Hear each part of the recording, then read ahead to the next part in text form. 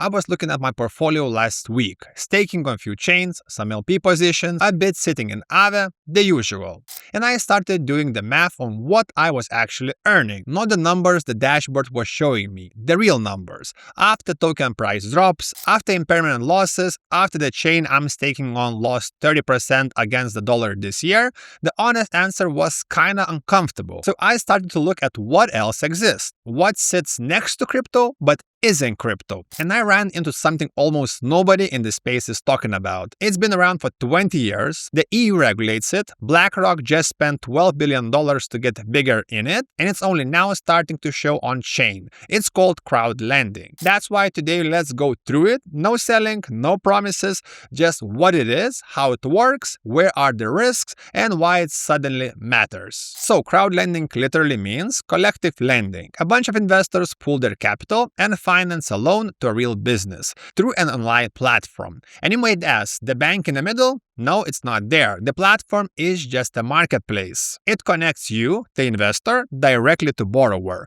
And this is the part people get confused on. You're not buying a piece of the company. You are a lender, there's a loan, and it has a fixed rate, a fixed term, and a collateral. And every month, the business pays you interest. At the end of the term, you get the principal back. The collateral is the interesting part here. It's physical, like equipment, vehicles, warehouse, real estate. If the business stops paying, the collateral gets liquidated and the money goes back to investors. Here's the analogy that made it click for me. Imagine a small local bank that lends to businesses in town against real collateral. Crowdlending is the exact logic, except instead of bank, it's hundreds of retail investors. And instead of office, it's a website. And in the Web3 version, instead of SEPA bank rights, it's USDC and smart contracts. One important distinction for our crowd, in DeFi lending, Aave, Compound, the collateral is another crypto asset. When the market dumps, it gets auto-liquidated. In crowdlending, the collateral is a physical asset. Its value isn't tied to what Bitcoin did this morning or Trump tweet. That's a fundamentally different risk profile. And quick clarification, because the word sounds similar to other things,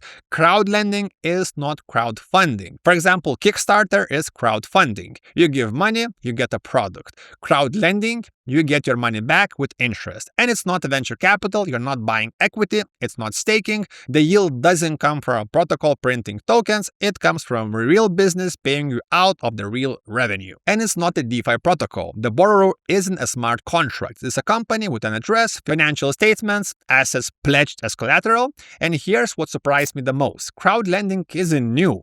So the first platform, Zoppa, in UK was launched in 2005. Fun fact, before Bitcoin actually existed. And European crowdlending platforms have processed tens of billions of euros over 20 years. And since November 2023, the EU has a unified license for these platforms called ECSPR, and it's mandatory. Web3 crowdlending isn't a new experiment. It's an old working model that just now is moving on-chain. There are two flavors of crowdlending. The difference matters. So P2P is peer-to-peer, the original. One person lends money to another through a platform, yield around 10 to 14% per year, loan terms 3 to 24 months, and there's a catch. Most P2P loans have no collateral. If the borrower stops paying, there's basically nothing to recover. For our audience, P2P is the less interesting half. No physical assets behind the loan. P2B is where it gets interesting. Lending to a small or medium business against real assets like equipment, vehicles, inventory, or for example, commercial real estate. Yields here run 14 to 25% per year. And the reason why yields are higher, it's not because it's riskier. It's because the loan structure is more complex and the borrower quality is actually better. A business with audited financials and pledged assets is structurally a stronger borrower than an individual with a credit score. For us crypto people, this is where it intersects with the RWA narrative, real-world assets. I have been talking about this a lot on my channel. The collateral is a physical thing, legal structure, and it doesn't dump 40% because Trump said something stupid online. And quickly aside, before we go deeper, my first question was, why does a business pay 15 to 25% instead of going straight to the bank? And the answer was simple. Because a bank takes an application, sits on it for 2 to 6 months, demands a mountain of paperwork, and often just says no. And crowdlending platform usually answers from 2 to 4 weeks. The speed is what the business is paying for, not the desperation premium. And you should know 3 names that exist in Web 2 world. So the first one is Mintos. It was founded in Latvia 2015, and it's the biggest platform in Europe by volume, over $10 billion in loans processed, and also EU regulated. Next up we have Bandora. It was from Estonia 2009, over 200,000 investors, and they are famous for their Go and Grow product, which stands at around 6.75% fixed. And lastly, we have Maclear, which is a Swiss company, P2B specialist, Euro only, SEPA only, and also only for European investors. Remember the name, I will talk about it a bit later again. And the point I want to land, Mintos and Bandora are not new startups. They've been running longer than most DeFi protocols we use every day. They've survived multiple crises, and the Web3 crowdlending sector isn't just being invented from scratch from zero. It's being built on top of existing mature ecosystem. So let's compare this honestly to what we already do. So side by side, staking, yield paid in token emissions, nominal 3 to 12%, but here's the question. What does the yield look in dollars? If the token drops 40% over the year, your 8% staking rewards are actually negative. That's why the dashboard number is often misleading. Next up, DeFi lending. Aave compound usually 2 to 10%, tied directly to crypto market conditions. And after that, we have P2B crowdlending, 14 to 25% per year, denominated in USDC, fixed at the time you invest, and backed by physical assets. The gap between nominal and real yield in staking isn't a minor detail. It's a fundamentally different type of number. 12% APR in a token whose price you can predict is not the same number as 12% APR in stablecoins. We have been using the same word, yield, for 2 completely different things. In crowdlending, the rate is fixed in the smart contract at the moment you invest. What you write is what you receive. Now, before everyone gets excited, let me lay out the downsides, because there are a few. So first of all, liquidity. This is the main one. Your money is locked for the loan term, usually 4 to 16 months. And there are secondary markets on most platforms, but speed and price aren't guaranteed. This is for capital you don't need for a year, not for your trading float. Next up, credit risk. A specific business might not pay back. This isn't the market just dumped. It's the operational risk of a specific borrower. Collateral and buyback structure reduces this risk, but you cannot eliminate it 100%. Next up, concentration. If you put everything in one loan and that borrower defaults, you're done. That's why diversifying across multiple loans isn't a recommendation, it's a structural requirement. Next up, technical risk. So smart contracts do get audited, but audits don't make code bulletproof. You all know this. And it's not a trading tool. No volatility, no quick in and outs. If you're just used to scalping liquid positions, this is a different psychological profile. It's slower, boring, but this is actually the point. Okay, now let me zoom out, because this is where it gets really interesting. In December 2024, BlackRock, the largest asset manager in the world, $11.5 trillion under management, announced they were buying HPS Investment Partners for $12 billion. And the reason was simple: to build a top-tier position in private credit. The combined entity ends up with around $220 billion in private credit assets. This was BlackRock's 3rd major acquisition of 2024. All 3 were about building exposure to alternative assets and private markets. By the way, you can find all the sources in description. This is public. You all probably know BlackRock because they're the reason the Bitcoin spot ETF even exists. And iShares is a huge way of institutional money entering crypto. I personally also use iShares. So when I say BlackRock, I'm not talking about some abstract Wall Street firm. I'm talking about the same firm that's been quietly building the on-ramps for our entire industry. And by BlackRock's own forecast, they expect the private credit market to grow to $4.5 trillion by 2030, nearly doubling from current levels. And here's the part that actually matters to us.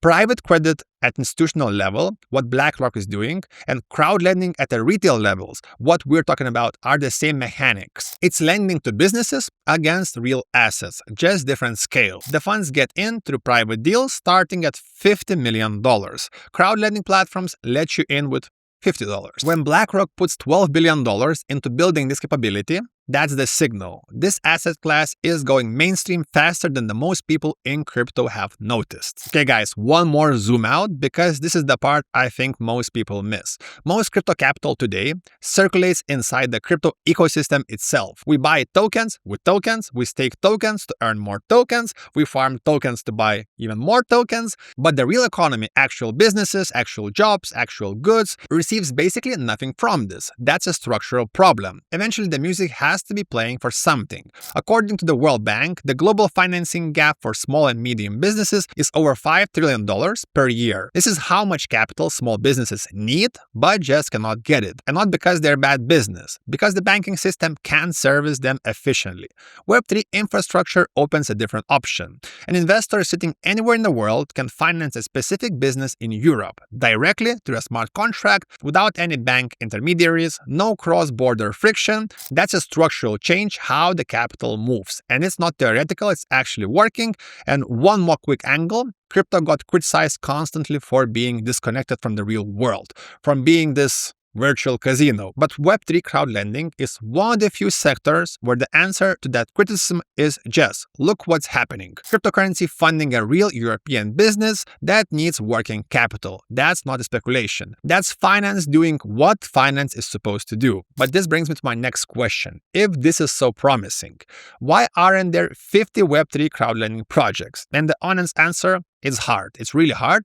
A working product needs credit analysis of real businesses, legal structuring, a collateral across jurisdictions, smart contract infrastructure, and full EU regulatory compliance. Most crypto teams can do one of those four, maybe two. That's why most attempts never ship or just stay really tiny. Okay, so let's actually look at one project that's doing exactly that, because all of this theoretical information is nothing until you see how it actually works.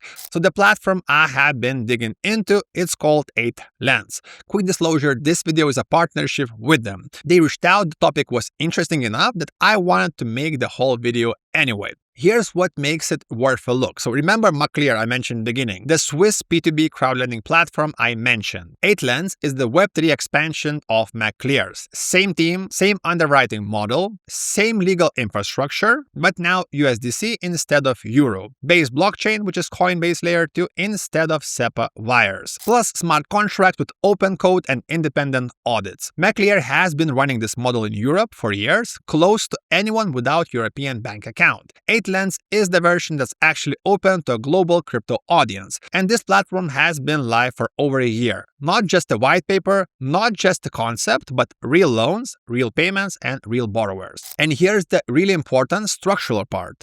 Maclears acts as the collateral agent. They legally hold the collateral on behalf of investors. If a borrower defaults, Maclears, as a real regulated Swiss legal entity, liquidates the collateral and distributes the proceeds. That's the bridge between on-chain and off-chain that makes the whole thing actually work. So let me show you. This is the marketplace. Active loans here. Each one is specific company, country, industry, and type of collateral.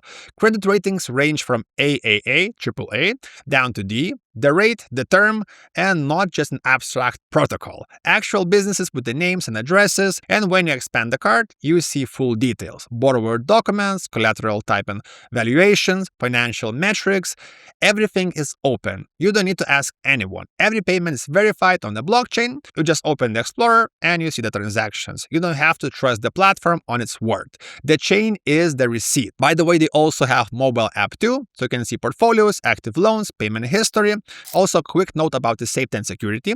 Your funds sit in a smart contract. The platform itself doesn't have direct access. Maclear, as a Swiss legal entity, holds the collateral in favor of investors. If a loan defaults, there's either a buyback by the independent partner that returns 100% of principal plus interest, or the physical collateral gets liquidated. And you can find link to 8Lens in description. You don't have to do anything, just go visit, look at the marketplace, read a couple of borrower credits, get a feel for it. And if you decide to invest some money, KYC will take 5 to 15 minutes. Again, guys, I'm not telling you to do anything, but this platform exists. I really like it and I'm using it. Let me close with this. Crypto has been through phases. First was digital money, then programmable contracts, then mostly a system for financial speculation inside its own ecosystem. The next phase is starting to take shape right now. Blockchain as the infrastructure layer for real financial relationships in actual economy, which is also RWA, crowdlending, tokenized funds, tokenized treasuries, which are different expressions of the same direction. Capital starts to move between real-world assets using blockchain as rails. If that direction continues, and right now it looks like it will, crypto stops being just a speculative tool and starts being infrastructure for real economy. That's a different conversation about why crypto matters at all. I'm still digging into this, of course, myself, and if there's any interest, just ask me in the comments, for example, how to borrow, maybe what I'm doing myself. Again, guys, ask in the comments. And of course, don't forget to subscribe because I plan to do part 2. See you next time.